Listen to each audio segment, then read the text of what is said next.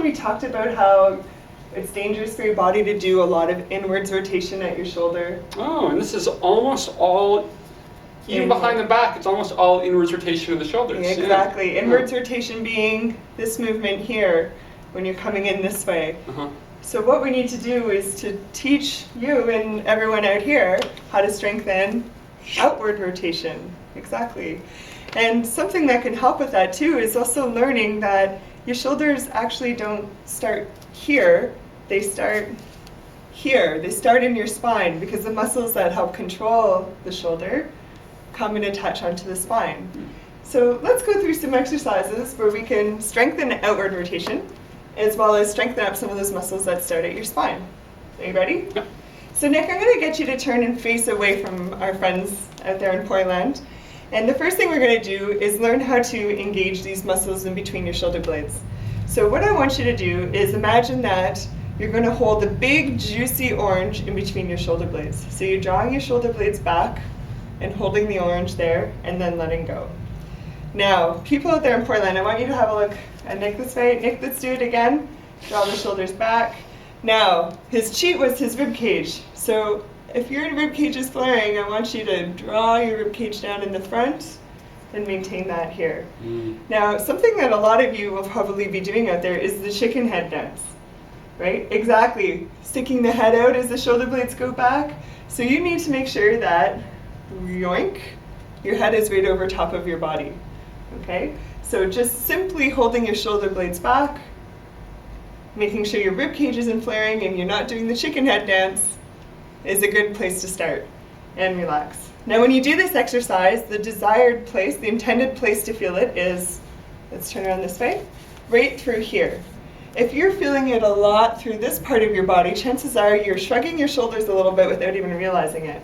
So if that's happening, what I want you to think about is putting your left shoulder in your right back pocket and your right shoulder in your left back pocket. So you're getting this crisscross across your back, which is the way those muscles travel towards your spine. So try that exercise at home. You can press pause and try it a few times until you start to feel tired through here, holding on to it for a couple of seconds. So the next exercise you can do is the rowing exercise. It's actually a progression of this exercise. So if you found this really difficult to do, you wouldn't do this next one. But if it was feeling fairly comfortable and easy and you're feeling it in the right spots, you're going to come join us and do the rowing exercise. So we're going to move over here and we're going to work with the TheraBands. And if you're unfamiliar with these bands, you'll know that they come in a number of colors. The red one is the easy one. This is where we're going to begin today. Next up is green and then blue, and there's even a black one that's really, really tight. So red easy, green medium, blue more difficult. And we're going to wrap the TheraBand around a post. So at home you can look for a banister, a door handle, a friend, a bedpost if you want to sit down and try this exercise, something like that where you can just loop it around.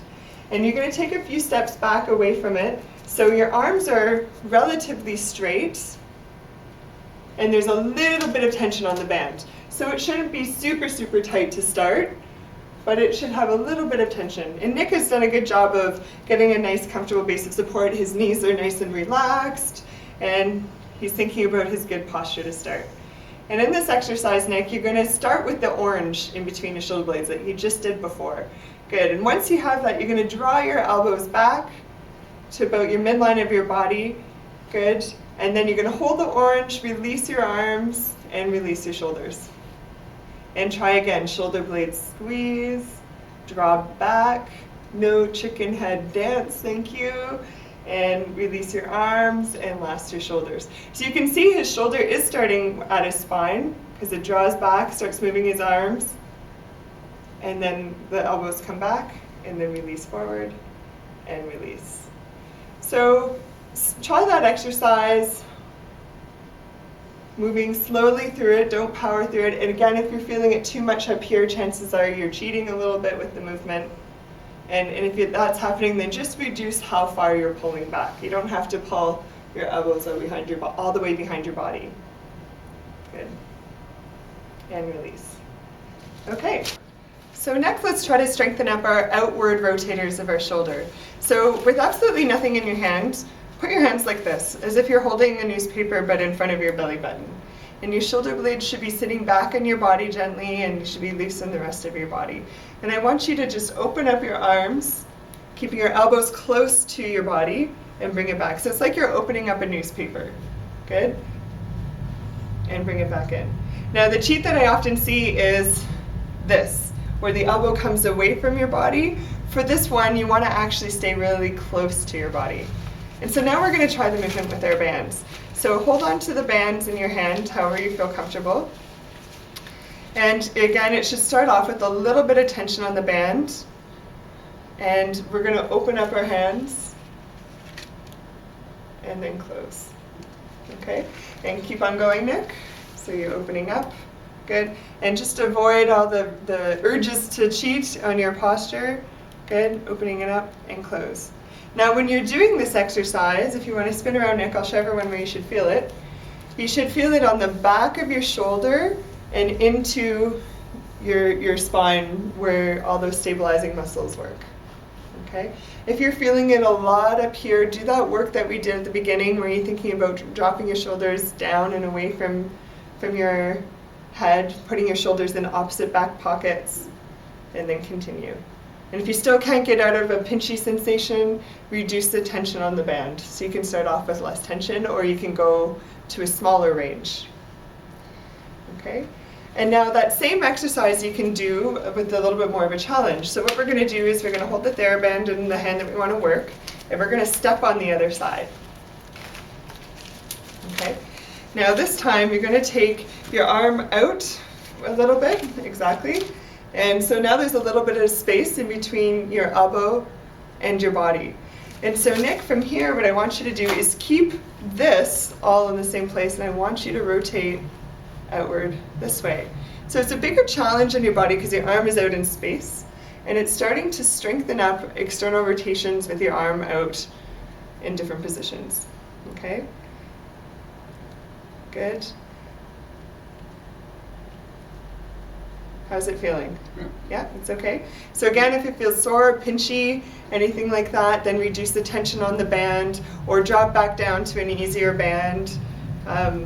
Or even try the movement with no weight at all, just to get it, so it's feeling comfortable. Exactly, with nothing. Okay? This is my injured shoulder. You be nice to your injured parts. Good. And so the last one that we're going to do is going to utilize both your external rotators and the muscles that attach your shoulders to your spine. So for this, we're going to get down onto the floor. So Nick, you're going to lie on your stomach. Good. Okay. And super. He put his hands out around where his shoulders are. And what you're going to do is you're just going to position your body so your nose is just hovering above the floor. What I want you to avoid is having your chin pointing towards the floor. So see how there's a crease in Nick's neck right here? It's going to be really, really hard on his neck muscles. So drop the chin down so your nose is pointing towards the floor. And what you're going to do here is hold the orange in between your shoulder blades. Nick is doing it already. Good. And slowly but surely try to take a little bit of weight off of your hands. Good. Now he's on one finger, and now he's going to think, okay, wait, yeah, tickle, tickle, play the piano, exactly, good, and rest. Okay? Now if you found that really difficult, what you can do is actually keep your whole forearm in contact with the ground. So you have the start position, squeeze your orange, and then slowly try to take a little bit of weight off, and a little bit of weight off your hands, and go towards being able to play the piano. Now if at any point in time when you're trying this it feels like too much, then just back off a little bit, because the floor is there to support your hands, and you can let your arms rest on the floor a little bit, so it's not so much work for your body. Okay, good. Now we're going to try this in a different position. So Nick, this time I want you to try to stretch your arms in a diagonal, like a Y on the floor, exactly. Nose pointing towards the floor. Now, I want you to think of putting this shoulder in this back pocket, and this shoulder in this back pocket. Good. And then try the same thing. Just lighten up the load a little bit. Stop if it's overloading your body, if your shoulders are coming up towards your ears, if it's pinching or hurting anywhere. Good. And can you get your hands off? What's it like? There we go. So that's what you're working towards, but you might not get there today because it requires quite a bit of strength. Shoulders down. So I don't know if you saw that out there, but as Nick started to get tired, his cheek came back, right, up there. So exactly, the muscles here are these ones through here, your lower trap muscles that we're trying to work, and your middle trap muscles. Good. Super. All right, so you can try that exercise, but start really, really small with how much weight you're taking off, and then slowly take a little bit more weight off and stop if it feels uncomfortable. And remembering that you're trying to feel the exercise mostly through your back muscles and into the back side of your arms. So again, how much of this should I do, and how often do we do it? So in terms of how much, you have to titrate it yourself. Start off small. Usually, you would do 8 to 10 repetitions to start before you start to feel tired or before you're jumping into your cheats. But for some of you, it might only be 4, 5, 6 repetitions. So you really have to start with what your body can handle. So you don't want to be a hero, right? You want to be safe with how you're progressing through this. And again, this isn't something you do right before you practice poi. It's something you do in addition to your poi and at a different time. Mm-hmm. And one other thing we talked about, some of you know I've had some trouble with my shoulders, which is one of the reasons all of this is happening. And recently I was visiting my family, and I was doing some kayaking. Mm-hmm. And it really helped. Like after a few days of kayaking, my shoulders were feeling better. So this is also a good prescription, right? I mean, doing some activities that just naturally use the core strength and all the back muscles. Right? Yeah. So kayaking is a great example. We had talked about climbing, because in climbing you're pulling down, which is something you don't actually do in poi. You're actually usually pushing up. So climbing is a great activity to do for fun, and same with swimming, especially if you're doing back crawl, moving outwards, or even the breaststroke, using your back quite a bit. So try to look for fun activities that you can do out there in the world. It's a beautiful world that we live in, and that uses the back of your body and not so much the front.